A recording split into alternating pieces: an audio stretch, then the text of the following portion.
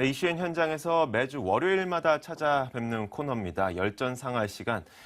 중국과 그리고 홍콩의 후강통 시행 이후에 과연 중국 증시의 흐름은 어떤지, 그리고 중국 본토 A 주식 가운데 관심 가질 만한, 직접 투자해 볼 만한 기업들은 어떤 것이 있는지 오늘 역시 유안타증권 이충원 연구원과 함께 이야기 나눠보겠습니다. 안녕하세요. 네, 안녕하세요. 네. 자, 우선 지난 한 주간 중국 증시 흐름 어땠는지 짚어주시죠. 예, 지금 오늘 상해 증시 같은 경우에는 전형적인 연말 랠리, 좀 우리나라 장랑은 좀 다르게 연말 랠리를 보여주면서 방금 약 3,200포인트를 돌파하는 모습을 보였었는데 한번 차트를 보면서 어느 정도 상승을 했었는지 한번 살펴보도록 하겠습니다.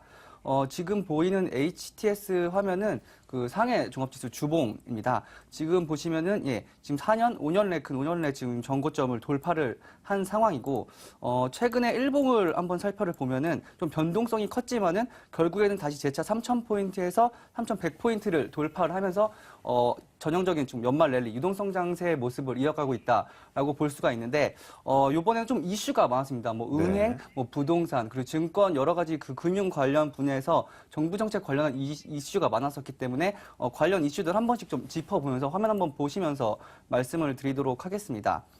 일단은 월요일 같은 경우, 지난주 월요일 같은 경우는 외자은행 관련해서 국무부에서 이야기가 나왔었는데, 외자은행 관련해가지고, 외자은행이 지금 진출을 하고는 있지만 어쨌든 좀 외국 은행들은 좀 규약이 많습니다. 규제가 많은데 네. 이런 규제를 조금 이제 풀어주겠다라는 이슈가 나왔었죠. 그렇기 때문에 외국계 은행들이 중국에서 영업을 하는데 조금 더 기존보다는 조금 더 진입장벽이나 어떤 관련된 그 장벽이 낮아졌고 또 위안화 화폐를 다루는 업무에서 일정 부분이 조금 규제가 많았었는데 그것도 조금이지만은 조금 풀어주겠다라는 그런 어떤 국무부의 발언이 있었습니다. 이렇게 되면은 중국 은행들이 서로 경쟁이 더 심화가 돼서 중국에 지금 상장되어 있거나 영업을 하고 있는 은행들이 나빠지는 거 아니냐, 수익성에 피해를 주는 건 아니냐라는 이슈도 그렇게 생각하실 수도 있지만은 시장에서 받아들이는 건 이 정도의 조금적으로 규제를 풀어준 건 금융시장 개방에 대한 시그널로 볼 수가 있고 일정 특화 부분에서 그 외국계 은행들이 조금은 진입을 더 많이 할 수는 있긴 하지만 큰 폭의 어떤 그 중국 지금 현존하는 은행들에게 크게 영향력을 미칠 정도는 아니다. 라고 그렇게 받아들여졌기 때문에 은행주들이 좀 상승하는 모습이 있었고, 그 이후에 3,100포인트를 돌파를 했다가 다시 좀 장중에 2%, 3% 넘는 좀 큰 변동성을 보였었습니다. 네. 그러면서 다시 3,000포인트가 좀 장중에 깨지기도 했었었는데, 두 가지 이슈가 있었죠. 증권감독위원회에서 18개 기업 주가 조작 혐의를 조사를 하겠다. 지금같이 변동성이 크고 유동성이 많은 상황에서 실적이 뒷받침되어지지 않는 종목들이 계속 급등하는 모습을 좀 몇몇 종목들이 보였기 때문에 증감위에서는 어떤 주가 조작 세력이 있다라는 어떤 이런 이슈가 있어서 주가 조작 혐의를 조사를 하겠다고 했는데 이 18개 종목 중에서 약 15개는 후강통 종목이 아닌 선전에 상장된 종목이기도 하고 되게 매우 작은 중소형주입니다. 어쨌든 시장에는 중국 당국에서 지속적으로 시그널을 보내고 있죠. 펀더멘털과 부합하지 않는 어떤 투기 세력에 의한 주가 조작 혐의는 어느 정도 조금 시장 건정성과 큰 그림으로 본다면은 시장의 법을 없애고 올바른 투자를 하기 위한 어떤 좀 시장 정화 능력이 있다라고 볼 수가 있고, 그리고 또 내년 3월에 시장될 것으로 예상이 되는 부동산 등기 조례가 좀 발표가 됐습니다. 현재 중국에 있는 부동산 같은 경우에는 일원화가 되어 있고 관리가 되어 있지가 않죠. 그러니까 중국이 워낙 큰 나라이기도 하고 아직은 좀 정부 정책이나 어떤 그런 법규가 완벽한 상황은 아니다 보니까 부동산 같은 경우에는 지방 정부마다 각각 해가지고 이렇게 좀 관리가 되고 있어서 어떤 한 명의 개인이 얼마만큼의 부동산을 보유했는지 지금 정확히 파악이 안 되고 있습니다. 그렇다 보니까 부동산이 많으면 많을수록 좀 중과세를 내거나 이런 식으로 해서 좀 조세 같은 것도 좀 형평성 있게 지급이 돼야 되는데 그렇지 않다 보니 부동산 관련해서 좀 부정부패도 만연할 수가 있고 정부 세수나 어떤 관련 정부 정책을 펼치기엔 약간 좀 무리가 있다고 판단을 했기 때문에 부동산 등기 잠정 규정을 조례를 이제 내년 3월부터 발표를 하기로 했습니다. 근데 시장에 따라서 현재 지금 지난 번에도 말씀드렸지만은 계속 3개월 연속해서 부동산 신규 부동산 가격이 좀 하락을 하고 있고 부동산 버블에 관한 좀 논란이 있으면서 부동산이 얼어붙은 상황에서 중국의 이런 또다시 어떤 이런 부동산 조례 새로운 어떤 법규를 시작을 하면은 관련된 법규에 따라 가지고 좀 시장이 더 위축되지 않을까라는 그런 어떤 좀 우려감이 있었기 때문에, 그리고 시장에서는 한 10% 정도의 또 거래량이 감소되지 않을까라는 이슈가 있어서 아까 증감위의 어떤 그런 주가 조작과 이런 부동산 시장의 위축에 대한 좀 그런 우려가 있었습니다.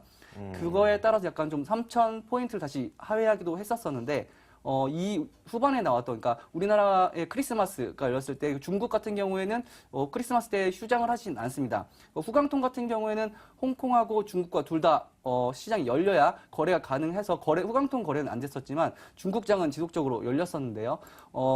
저희가 크리스마스를 맞은 이후부터 해서 다시 또 급등하는 모습을 보였었는데 조금 시장의 유동성 측면에서 좀 우수한 어떤 그런 정부 정책이 나왔습니다.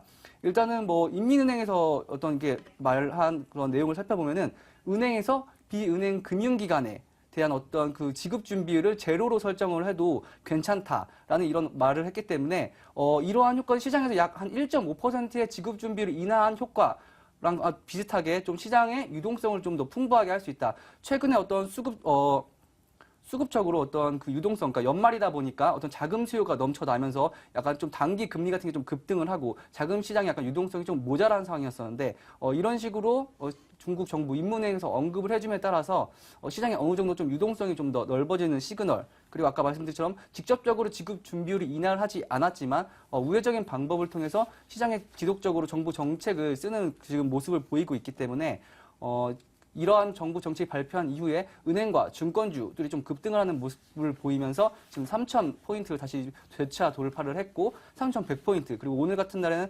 3,200포인트를 돌파하는 모습을 보였죠.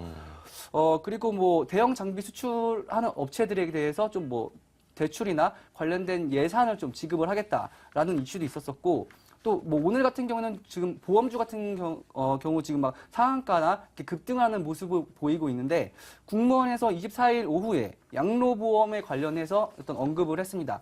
지금 양로보험 같은 경우에는 우리나라로 치면 국민연금하고 좀 비슷한 제도라고, 중국의 제도라고 볼 수가 있는데 2020년까지 한 중국 인구가 약 14억 정도 도달할 것으로 예상이 되고 2020년까지 약 10억 명이 넘는 중국 국민들을 양로보험 그런 사회보장보험에 가입을 장려를 하겠다.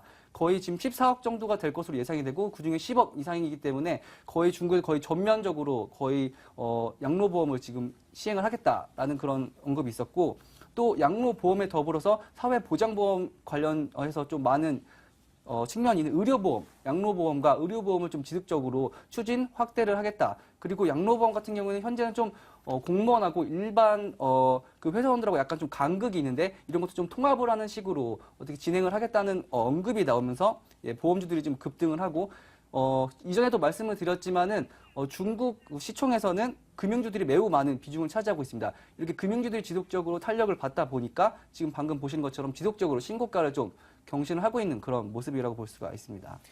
결국 한 주 동안 호재와 악재 사이에서 중국 증시의 지수는 등락을 거듭했지만 결국은 상승 추세 그리고 신고가 추세로 계속 이어지고 있다라는 이야기였습니다. 몇 가지 종목 확인해 보도록 하죠. 지금까지 계속 저희에게 소개를 해주시려고 했었지만 시간상 여유가 안 돼갖고 저희가 듣지 못했던 종목이 있었습니다. 바로 중국 건축인데, 자, 중국 건축 어떤 기업인가요? 중국 건축 같은 경우에는 중국 1위 국영 건설사라고 네. 볼 수가 있습니다. 방금 전에도 부동산 관련해서 말씀드렸지만은 중국 경제는 지속적으로 부동산 버블 압력을 받고 있습니다. 아직 도시화를 진행 중에 있고 아직 발달되지 않은 어떤 도시들이 많기 때문에 도시화에 따른 어떤 건설 그런적인 모멘텀은 존재를 하지만 기존처럼 건설 시장이, 그러니까 주택 건설 시장이 지속적으로 큰 폭으로 상승한다고 볼 수는 없습니다.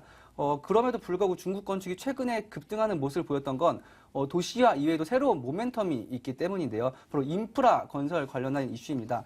도시화가 진행됨에 따라서 주택 같은 경우는 아직 많이 보급되었겠지만은 상하수 시설이라던가 어떤 유틸리티 관련 시설들은 지속적으로 수요가 늘어날 전망이고, 중국 정부가 이전에도 말씀드렸지만 1대1로 같은 그런 신실크로드를 개척을 함으로써 유럽과 아시아를 하나로 잇겠다. 철도 같은 거를 철도로 잇고 해상으로도 새로운 실크로드를 개척을 하겠다고 했기 때문에 네. 이 모멘텀과 관련해서 중국 건설 경기도 어느 정도 뒷받침이 되어줘야겠지만은 인프라와 관련된 투자를 통해서 지속적으로 성장 모멘텀이 있고 실적 역시 뒷받침되어 있는 상황이었기 때문에 중국 건축 같은 경우도 지속적으로 한번 관심을 가져볼 만한 종목이라고 말씀을 드릴 수가 있습니다. 네, 이 중국 건축에 대해서 관심 한번 가져보자. 그런데 이충환 연구원이 가장 재미있게 비교해 주는 게 우리나라 기업과의 직접 비교 아니겠습니까? 예, 예. 이번에는 어떤 기업과 비교해 주실 겁니까? 중국 건축을 우리나라 업체랑 비교하면 선대건설하고 한번 비교를 해보면서 네. 어느 정도 좀 밸류에이션 매력이 있는지 한번 살펴를 보도록 하겠습니다. 화면 한번 보시면은 중국 건축 같은 경우에는 일단은 매출 구정에서 인프라 건설 약 14%. 근데 점점 더 이 비중이 늘어나고 있는 추세이고 인프라 건설 중국 내에서 인프라 건설도 점점 늘어나고 있는 추세이기 때문에 관심을 가질 필요가 있다라고 말씀을 드렸었습니다. 일단은 PER적으로 한번 살펴보면은 지금 우리나라 현대건설이나 어떤 건설 업체들은 한 펄을 한 10 정도를 받고 있는데 지금 최근에 뭐 중국 건축이 많이 상승을 했지만은 4에서 5, 뭐 많이 받아봤죠. 한 6 정도 이렇게 받고 있기 때문에 네. 우리나라 건설 업체와 비교했을 때에도 밸류에이션적으로도 지금 싼 측면에 속해 있고 ROE 같은 경우에도 18에서 20 정도로 좀 점차도 상승할 것으로 예상이 되고 있습니다.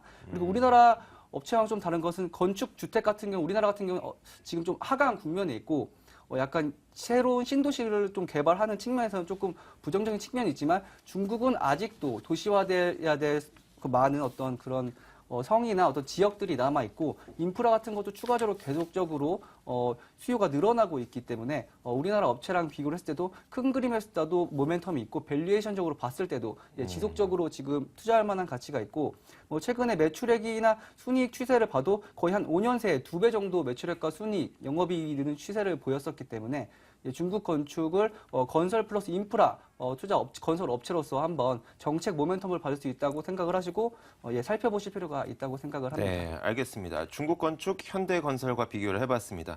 자, 다음 주에는 영희마트를 소개해 주신다고요? 최근에 관련돼서 보험 업종도 있고 여러 가지 업체가 있지만은 아마도 다음 주에는 보험과 아니면 그런 좀 내수주 관련해서 한번 안내를 드릴 수 있을 것 같습니다. 알겠습니다. 다음 주는 더 기대를 해보도록 하겠습니다. 오늘 유안타증권 이충환 연구원과 함께 이야기 나눠봤습니다. 오늘 말씀 고맙습니다.